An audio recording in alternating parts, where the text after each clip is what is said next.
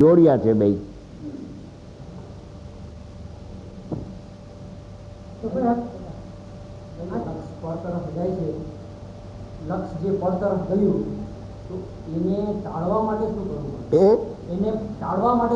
એને ટાળવા માટે એમ કે હું પરને જાણતો જ નથી તો તમારો ઉપયોગ એક સમય પછી પરનું લક્ષ કરશે જ નહીં. પરનું લક્ષ કરવા કેમ જાય છે કે હું પરને જાણું છું, હું પરને જાણું છું. અરે હવે તો સ્વને જાણતા પરને જાણું છું. હાલો, સમજી ગયા? એ લાકડું કરી ગયું કે સ્વને જાણતા એકલું પરને જાણું તો અજ્ઞાન થશે, અને સ્વને જાણતા પર જાણું તો એ શાસ્ત્રકાર કહે છે કે ઉપચારી સદભૂત વ્યવહાર છે. એ પણ વ્યવહાર છે, સમજી ગયા? એ લક્ષ પરથી રોકાઈ જાય ને પરમાં જાય જ નહીં. લક્ષ સમજી ગયા? દ્રષ્ટિ પરમાં જાય જ નહીં. એક વખત દ્રષ્ટિ અંદર આવી ગઈ, દ્રષ્ટિના વિષયમાં દ્રષ્ટિ અભેદ થઈ જાય છે, પછી ભેદ દેવા પડતો નથી.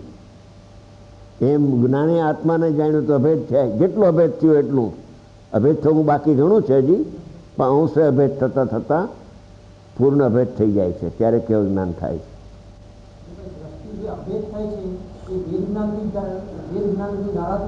અભેદ અનુભૂતિ થાય. ભેદ જ્ઞાન પ્રાથમિક છે. ભેદ જ્ઞાન બે વચ્ચે હોય અને અનુભવ. ભેદ જ્ઞાન કર્યું બરાબર છે, મારો આત્મા પુણ્ય પાપના પરિણામથી ભિન્ન છે, આશ્રવ તત્વથી જીવ તત્વ ભિન્ન છે, એવું ભેદજ્ઞાન કર્યું. ભેદજ્ઞાનનો વિચાર તમે કર્યો, એ ભેદજ્ઞાનનો વિચાર સમ્યક છે. સમ્યક એટલે સાચો, સમ્યક જ્ઞાન નહીં. એ જે ભેદજ્ઞાનનો વિચાર કર્યો ને એ સાચો વિચાર છે કે આ શરીર મારું નથી, કુટુંબ મારું નથી, બંગલા મોટર મારી નથી, હું તો એક ચિદાનંદ આત્મા પરમાત્મા છું. હું તો આ એવો વિચાર કરો, સમજી ગયા? ભેદ જ્ઞાનનો. પણ એમાં પછી અભેદ તો આવ્યો નહીં. પછી એમાં શું થશે? જો એ પ્રયોગે ચડશો તો ભેદ તરફનું લક્ષ ઘટવા માંડશે અને અભેદ તરફનું માનસિક લક્ષ વધવા માંડશે. માનસિક જ અતિન્દ્રિય જ્ઞાન પછી ભેદ જ્ઞાનના વિચારથી ગર્ભિત શુદ્ધતા આવે છે અને પ્રગટ શુદ્ધતા અભેદનો અનુભવ થતા પ્રગટ શુદ્ધતા થઈ જાય છે.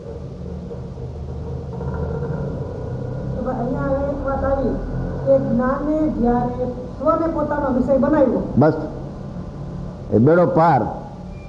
જે સમયે સમયે પરને પોતાનો વિષય બનાવે છે એની જગ્યાએ સ્વનો પોતાનો વિષય થઈ ગયો. બસ બસ બસ બસ કામ થઈ ગયું. તો ભાઈ હવે અહીંયા સમ્યક દર્શનનું મહાત્મ્ય થઈ ગયું. એ સમ્યક દર્શનનું મહાત્મ્ય કે સંસારનો ખલાસ થઈ ગયો, અભાવ થઈ ગયો. થોડો બે ચાર ભાવ હોય એની કાંઈ કિંમત નથી.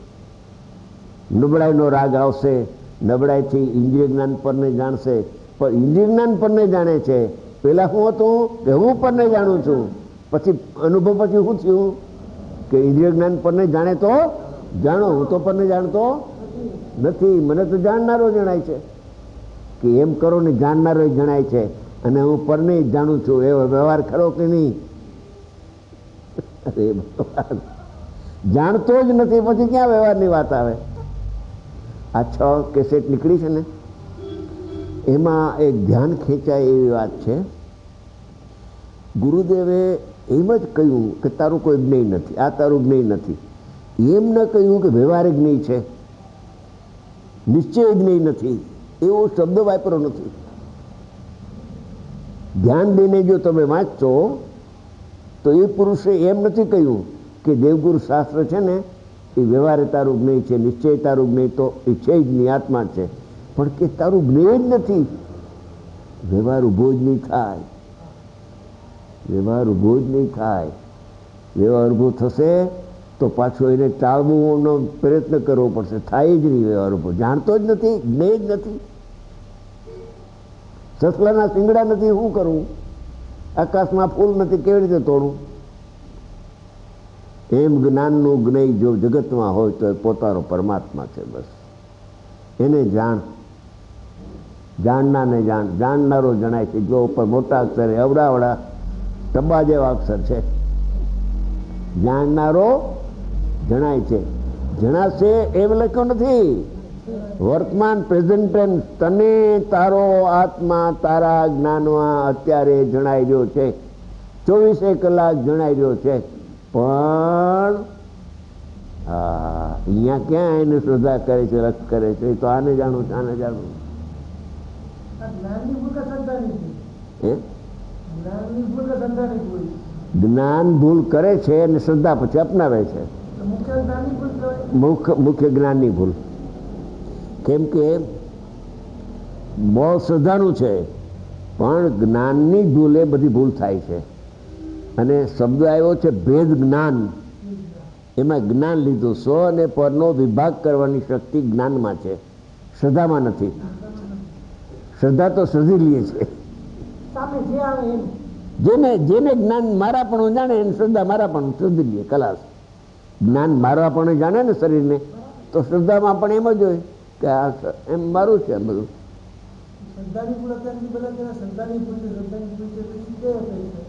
ઈ જે આ જે છે ને જ્ઞાન ભૂલ કરે તો શ્રદ્ધાની ભૂલ કહેવાય.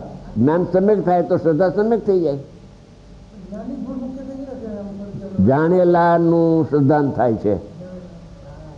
પ્રથમ આત્માને જાણો અને જાણીને એનું શ્રદ્ધાન કર્યો કે જે જાણવામાં આવ્યો તે જ હું છું. એ જ્ઞાનથી વાત કરી છે. શ્રદ્ધા ખરેખર તો આંધળી છે. જ્ઞાન દેખતું છે. સમજી ગયા? બે પુરુષ હતા, એક હતો આંધળો ને એક હતો લંગડો.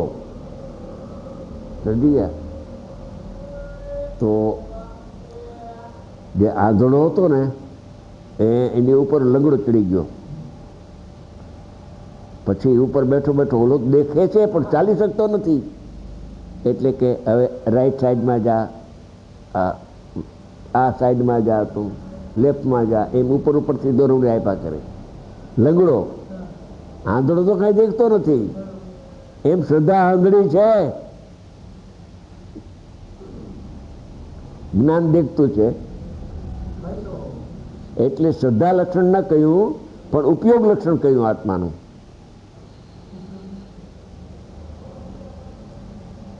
છે બે હારે, કામ બે હારે કરે છે.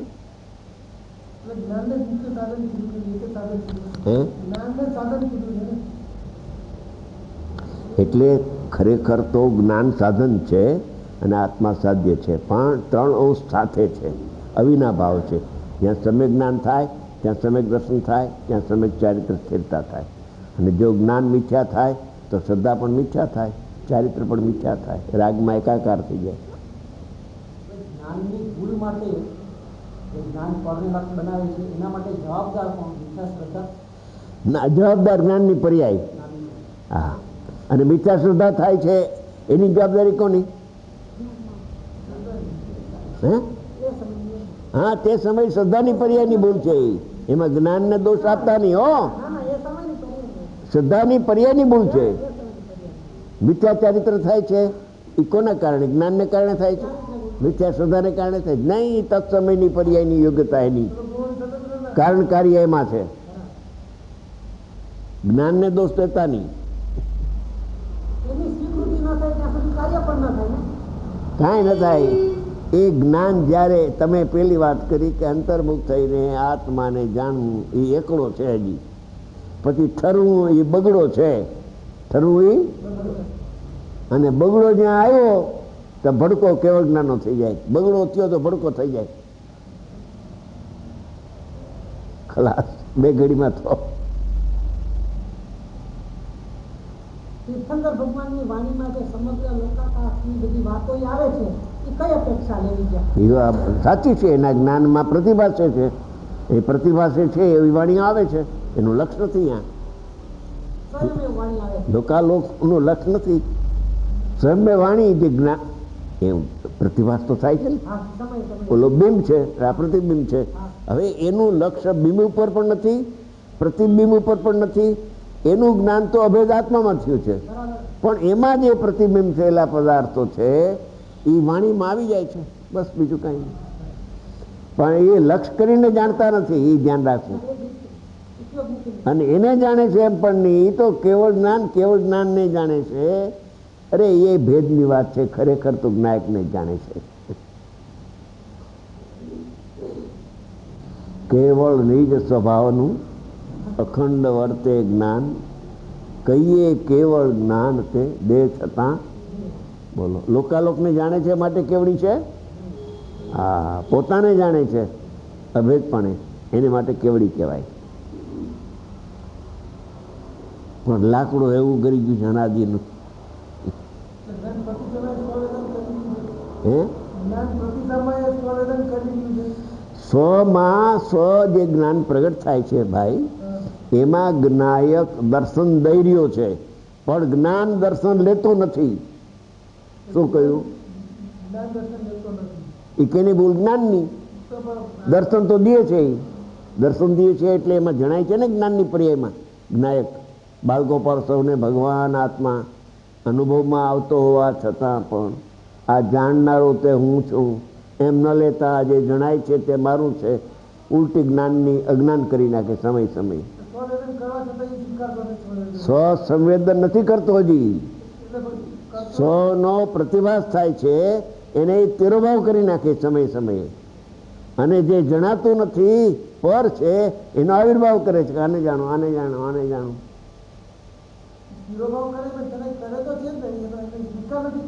તિરોભાવ કરે છે. હા, સ્વીકાર નથી કરતો ત્યાં સુધી સ્વસંવેદન ન કહેવાય. બાકી અનુભવ પહેલા એક પરોક્ષ જ્ઞાન એવું પ્રગટ થાય, સમજી ગયા? પણ એ તો એકદમ નજીકની જીવ હોય ને, નિર્ણય અપૂર્વ આવે ને ત્યારે એને પરોક્ષ અનુભૂતિ થાય. એમાં માત્ર એના જ્ઞાનની એવી તીખાસ આવી જાય છે, નિર્મળતા આવી જાય છે કે જાણે પ્રત્યક્ષ વત એને થઈ જાય છે. જ્ઞાયક જે પ્રત્યક્ષ થયો નથી પણ પ્રત્યક્ષ વત થઈ જાય છે, એવી કોઈ અપૂર્વ નિર્ણય આવી જાય છે. થોડા ટાઈમમાં એને અનુભવ થાય. પણ આ જ રસ્તો છે એનો, ભેદ જ્ઞાનનો છે રસ્તો, ભેદ જ્ઞાનનો છે. અભેદની મુખ્યતા હોવી જોઈએ બસ. વાતે વાતમાં આત્મા ઉર્ધ, આત્માને ઉર્ધ રાખવો જોઈએ બસ, બાકી બધું ગૌણ છે.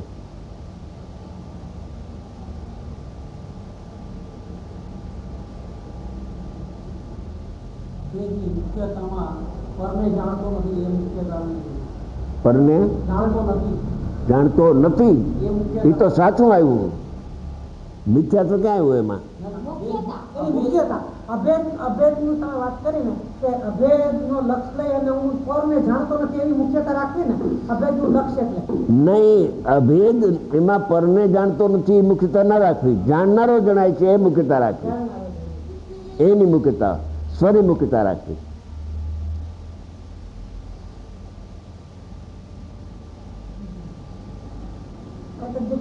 પ્રત્યક્ષ નિર્દોષ સંવેદન, પ્રત્યક્ષ નિર્દોષ આત્માનું સંવેદન એ જ્ઞાન છે. પ્રત્યક્ષ નિર્દોષ આત્માનું સંવેદન એ જ્ઞાન છે. અતિન્દ્રિય જ્ઞાન તે જ્ઞાન છે. બરાબર. હવે સાત તો સવિકલ્પ સંવેદન, અહીં સંવેદન છે, અહીંયા સંવેદન છે. તો એ સંવેદનમાં સવિકલ્પ સંવેદનના બે પ્રકાર છે. એક તો અનુભવ થવા પહેલા જે અપૂર્વ નિર્ણય આવે છે જીવને, એનું નામ સવિકલ્પ સ્વસંવેદન છે. અને એનો વ્યય થઈને નિર્વિકલ્પ સ્વસંવેદન થઈ જાય છે. બરાબર છે? નિર્વિકલ્પ અનુભવ થઈ જાય છે. પછી અંદરમાં રહેવાતું નથી લાંબો ટાઈમ, એટલે બહાર ઉપયોગ જાય છે પાછો, પરિણતિ અંદર રહી જાય છે. સમજી ગયા? તો શુદ્ધુપયોગ છે, શુદ્ધુપયોગ થયો તો એ તો નિર્વિકલ્પ સ્વસંવેદન હતું, એનું નામ તો નિર્વિકલ્પ સ્વસંવેદન હતું. હવે જ્યાં બહાર આવ્યો ત્યાં આત્માનો અનુભવ તો છે પણ પરિણતિ દ્વારા છે, સદુપયોગ દ્વારા નથી. એને કથનચિત સવિકલ્પ સ્વસંવેદન કહી શકાય. સમ્યક દ્રષ્ટિ ન હોય, વિચાર દ્રષ્ટિ ન હોય. નિર્વિકલ્પ સ્વસંવેદન વિના સવિકલ્પ ક્યાંથી આવે? ખરેખર તો સ્વવિકલ્પ ને નિર્વિકલ્પ એ ભેદ એ નથી, એ તો એની પરિણતિ આત્માને જાણતી પ્રગટ થાય છે. એટલે નિર્ધાર થાય છે ને, જાણે છે નિરંતર એટલે સંવરપૂર્વક નિર્ધાર થાય છે ને. વિદ્યા એટલે શુદ્ધિની વૃદ્ધિ, આનંદની વૃદ્ધિ.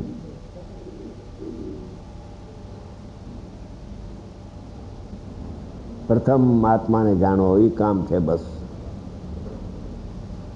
જ્ઞાનીઓનો ઉપદેશ છે, પ્રથમ તો તારા આત્માને જાણ. હે સ્વરૂપ સમજ્યા વિના પાયનો દુઃખ અનંત. કર્મના ઉદયથી કોઈ જીવ દુઃખી નથી. પોતાને ભૂલી જવું, પરને પોતાનું માનવું એ અજ્ઞાનથી એને દુઃખી થાય છે. પાયો જ ખોટો છે, પાયો જ ખોટો છે ને. હાવ ખોટો. તમે ઘણી વાર વિચાર એમ કે હવે આવી આમ સરખામણી ન કરવી જોઈએ, પણ ઘણા જીવો જોયા છે કે એટલું બધું વાંચે છે, એટલું બધું શાસ્ત્રનું જ્ઞાન છે કે જેમાં ક્યાંય ભૂલ થતી નથી, છતાં એમ થાય કે જીવને અનુભવ નથી કેમ થતો. એ જીવ ક્યાં અટકો છે? આપણે